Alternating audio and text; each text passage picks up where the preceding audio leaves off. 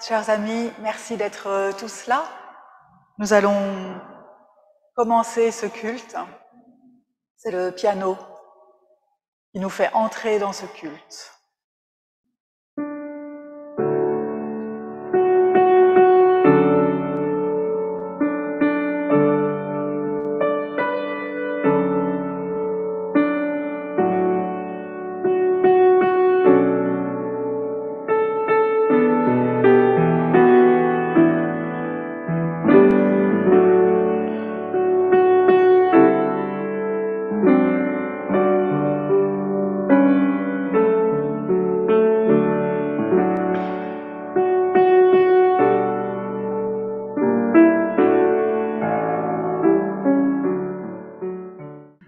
Alors je vous souhaite à tous et à toutes la bienvenue dans ce temple et par Zoom. Que chacun de vous se sente accueilli comme chez lui, comme chez elle. Et avant toute chose, nous nous rappelons la bonne nouvelle de l'Évangile.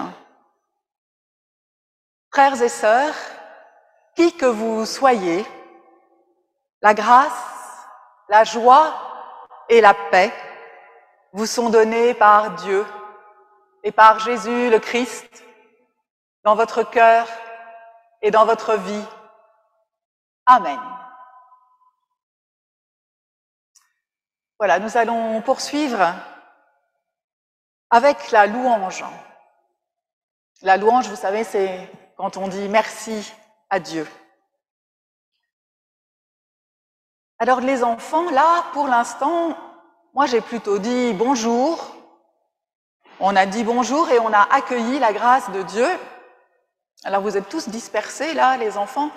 Vous vous souvenez, dans la prière de la main, c'est avec quel doigt qu'on dit bonjour? Ah, les adultes, vous pouvez faire le joker? Ah bah heureusement que les adultes sont là aujourd'hui, avec le pouce. Donc là, on vient de faire le pouce. Et donc maintenant, on fait l'index. L'index, c'est merci. Voilà. Alors pour dire tous ensemble, merci, nous allons chanter.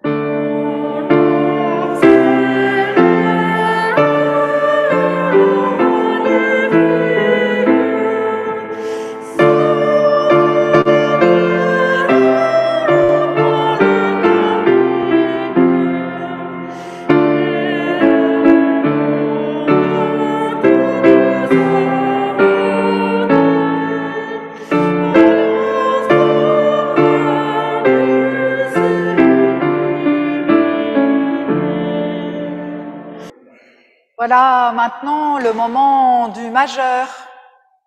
Le majeur, c'est... Ah, on n'a pas bien révisé pour ce matin. Hein. Le majeur, c'est pardon. Et donc nous allons nous présenter à Dieu comme nous sommes, sans rien lui cacher, lui disant tout ce dont nous ne sommes pas très fiers, tout ce que nous essayons de cacher aux autres. Ces moments où notre amour de nous-mêmes nous a caché tout le reste. Nous allons lui dire tout ce qui nous rend malheureux, tout ce qui nous empêche de vivre. Et nous faisons quelques instants de silence pour dire chacun, chacune à Dieu ce que nous ne pouvons dire à personne d'autre.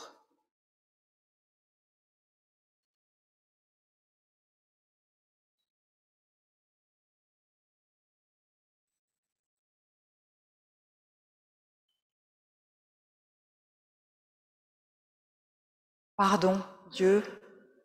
Pardon parce que de temps en temps, j'oublie que tu m'aimes et que tu es là pour moi. Amen. On est toujours sur le majeur, parce que c'est ce qu'il y a de plus important. Dieu va répondre à notre prière et nous redire qu'il nous aime envers et contre tout. Mon frère, ma sœur, parce que tu es impardonnable, tu es pardonné. C'est pourquoi nous pouvons vivre en paix. Dieu nous fait grâce, il nous pardonne en Christ. Tous les jours, il nous appelle à recommencer, à ressusciter, à vivre selon la conduite de l'Esprit. Amen.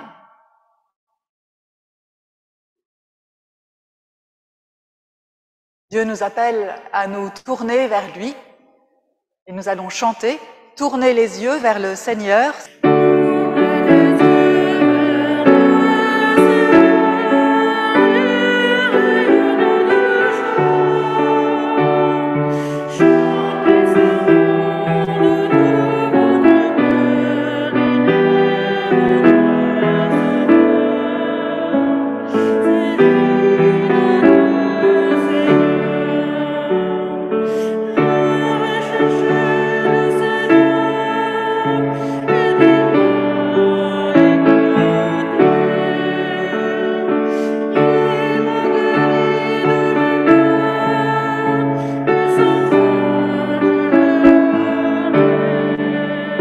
Silence.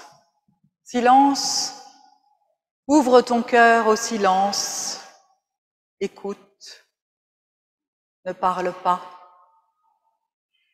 Impose le calme à ton être profond.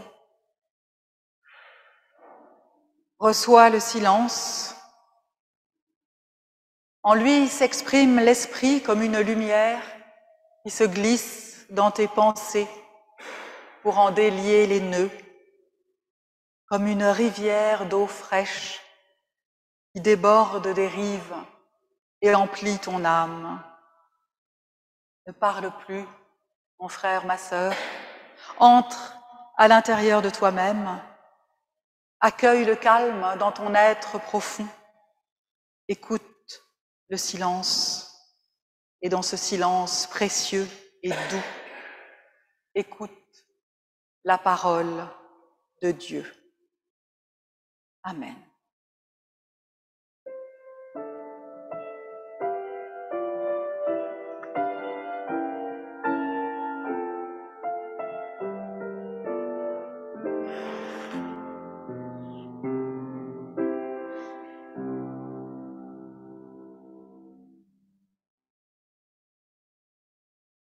Nous lisons ce matin une partie de l'évangile du jour. C'est dans l'évangile de Marc, au chapitre 10, les versets 13 à 16. Des gens amenaient à Jésus des enfants pour qu'il les touche de la main. Mais les disciples les rabrouèrent. Voyant cela, Jésus s'indigna. Il leur dit : « Laissez les enfants venir à moi. Ne les en empêchez pas, car le royaume de Dieu est pour ceux qui sont comme eux. » Amen, je vous le dis. Quiconque n'accueillera pas le royaume de Dieu comme un enfant n'y entrera jamais. Puis il les prit dans ses bras et se mit à les bénir en posant les mains sur eux.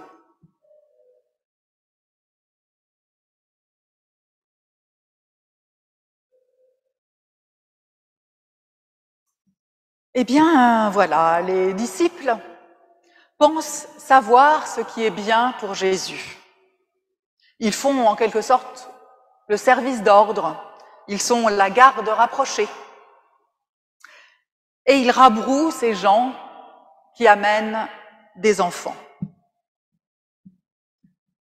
À l'époque, les enfants, c'est très peu de choses, quasiment rien. Ils n'ont aucun droit, que des devoirs. Ils ne comptent en fait pour rien. Et c'est bien pour cela, je pense, que les disciples ne voudraient pas que des êtres aussi insignifiants s'approchent de Jésus. Ils pourraient certainement le déranger, le détourner de sa noble mission, peut-être même le souiller. Je ne sais pas. Le royaume des cieux est à ceux qui sont comme eux. Mais comment sont-ils, ces enfants? À aucun moment, Jésus ne parle de ces enfants comme des êtres innocents, purs, sans péché. Ce n'est pas du tout cela qui est visé par cette comparaison. L'idée que les enfants sont des êtres purs, encore purs, viendra plus tard dans l'histoire de la religion. Ici, ce qui est mis en avant, je crois, c'est que ces enfants, probablement pas des tout petits bébés, mais des jeunes enfants, sont incapables de venir seuls. Non pas qu'ils ne sauraient pas encore marcher, mais parce que ce sont des enfants, ils ne peuvent rien faire seuls. Ils n'ont le droit de rien faire. Ils ne sont ni autonomes, ni indépendants.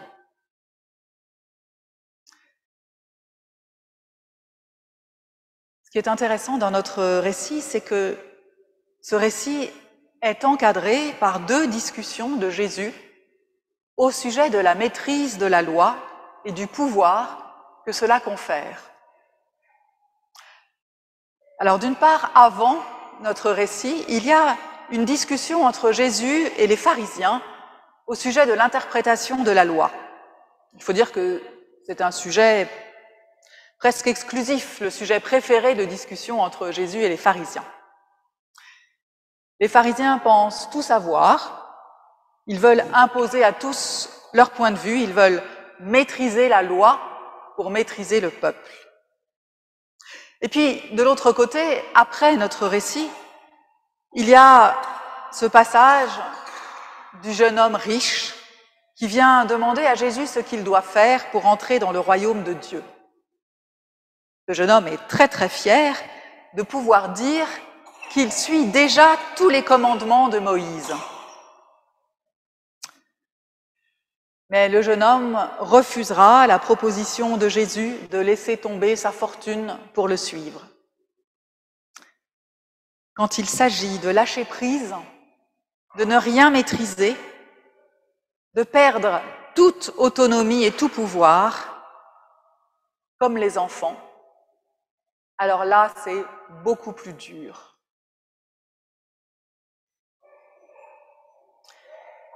Jésus nous dit que pour entrer dans le royaume de Dieu, il faut l'accueillir comme un enfant.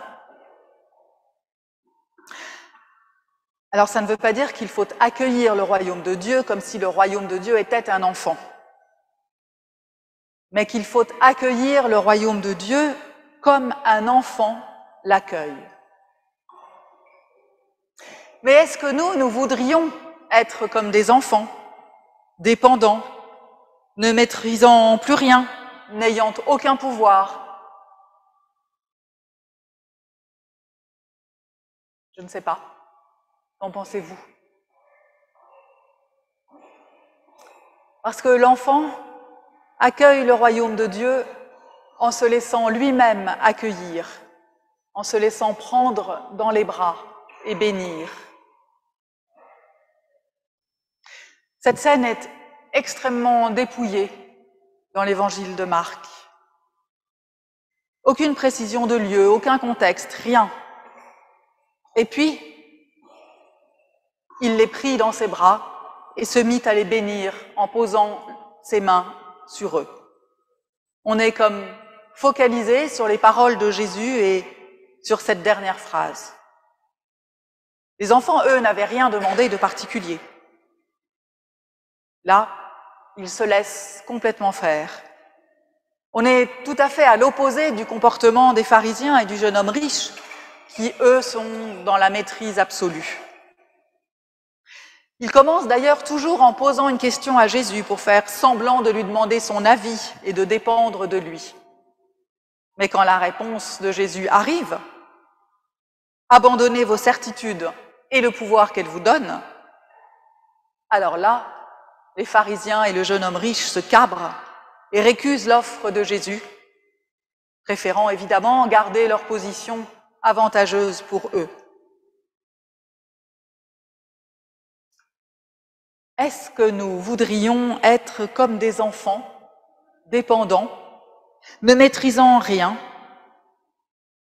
n'ayant plus comme pouvoir que celui de se laisser accueillir, prendre dans les bras, de se laisser bénir?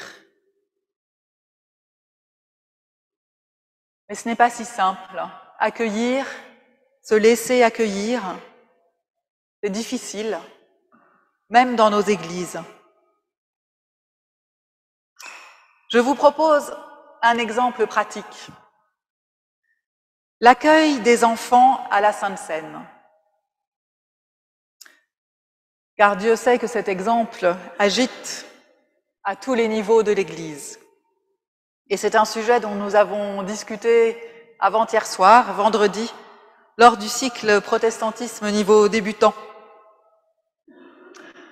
Alors, dans le protestantisme, on invite à la Seine, quelle que soit l'appartenance ecclésiale.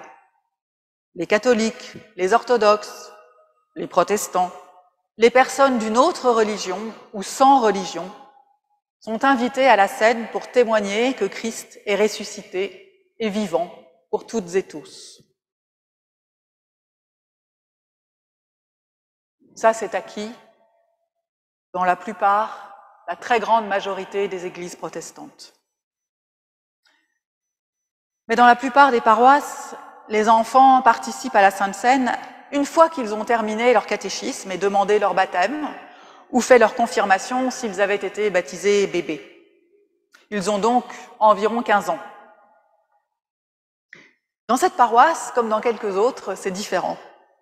Tout le monde est invité à la Seine, quelle que soit son appartenance ecclésiale, quel que soit son âge. Car pourquoi exiger des enfants ce que l'on n'exige pas des adultes? Si ce n'est bien sûr pour affirmer que l'on a un certain pouvoir sur les enfants, une certaine emprise. Alors les instances de notre Église se sont penchées sur ce sujet et en 2003, donc ça fait quand même déjà bientôt 15 ans, bientôt 20 ans, le Synode national de l'Église réformée de France, avant l'Église protestante unie de France, avait décidé que chaque paroisse devait réfléchir à des modalités d'accueil des enfants à la Sainte Seine.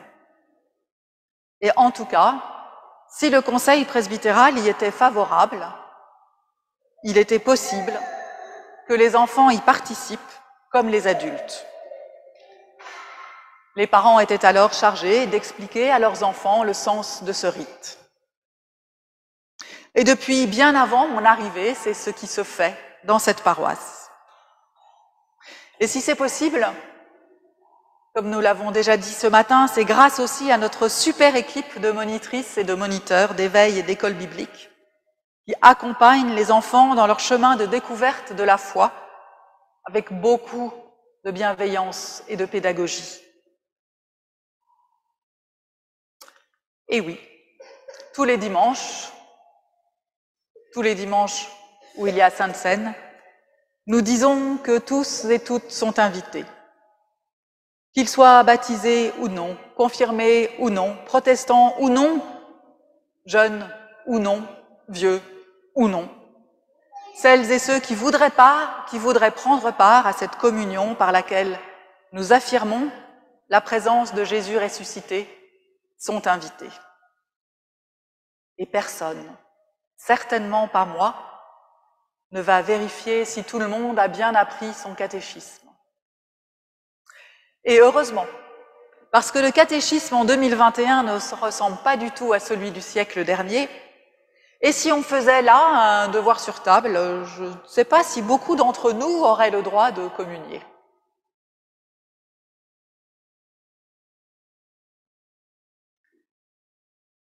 Jésus rabroue ses disciples qui voulaient pouvoir décider qui a le droit de s'approcher de lui. Ce n'est pas aux disciples, ni à quiconque de juger de qui peut s'approcher de Jésus, qui est digne de la grâce de Dieu incarnée en Jésus. Les pharisiens voudraient que le critère soit l'observance de la loi. Mais même cela, surtout cela, Jésus le rejette. Tout au long des évangiles, Jésus dit et répète que ce n'est pas l'obéissance à la loi qui donne accès au royaume de Dieu, mais la foi. La foi, c'est lâcher prise, faire confiance, comme les enfants.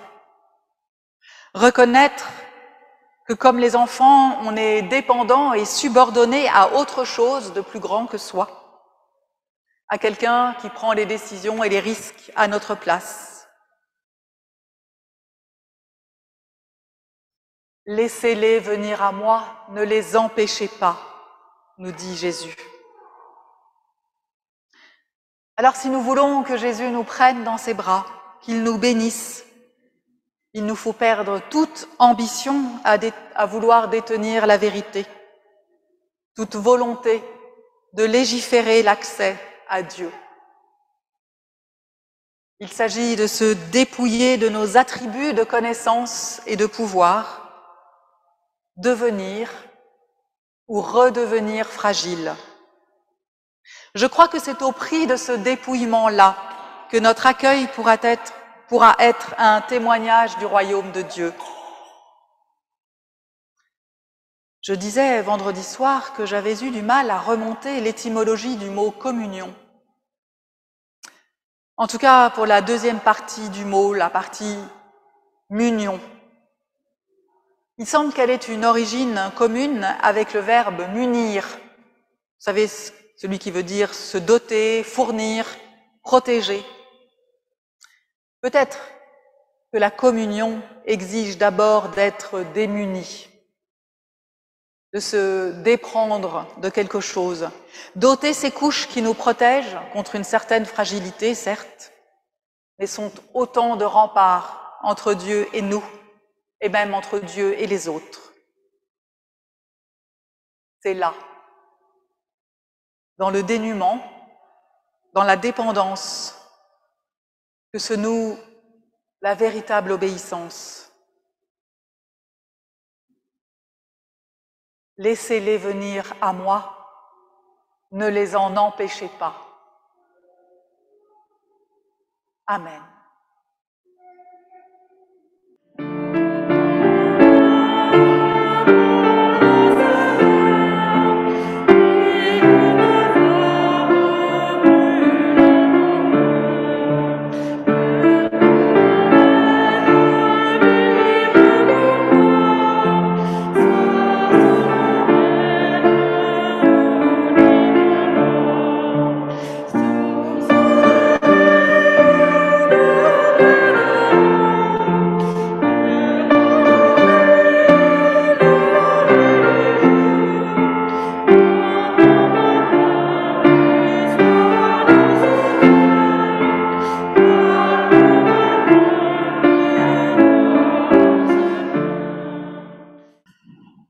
Et voilà le moment maintenant si joyeux de l'offrande.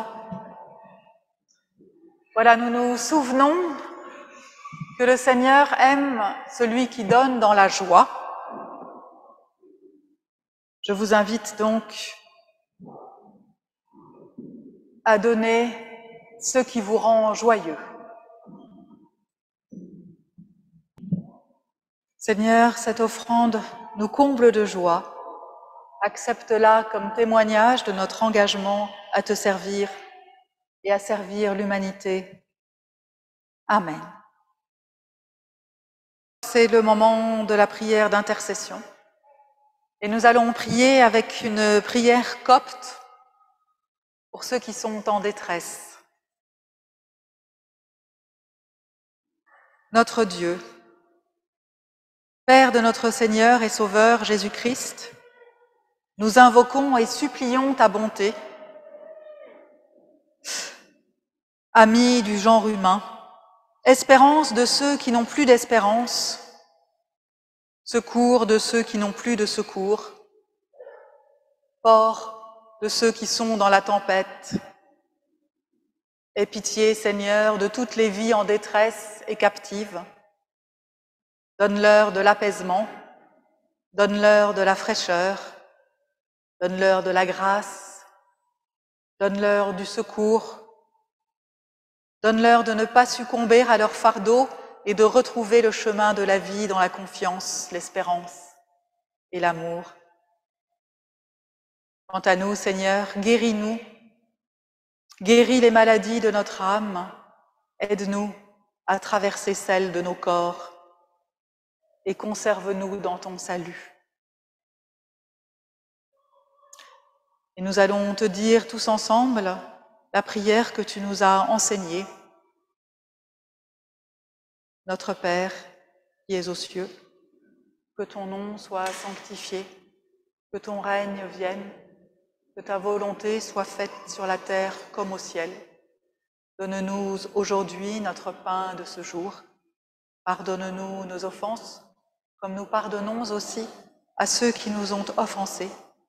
Ne nous laisse pas entrer en tentation, mais délivre-nous du mal, car c'est à toi qu'appartiennent le règne, la puissance et la gloire pour les siècles des siècles. Amen. Et nous pouvons nous lever pour recevoir la bénédiction de la part de Dieu.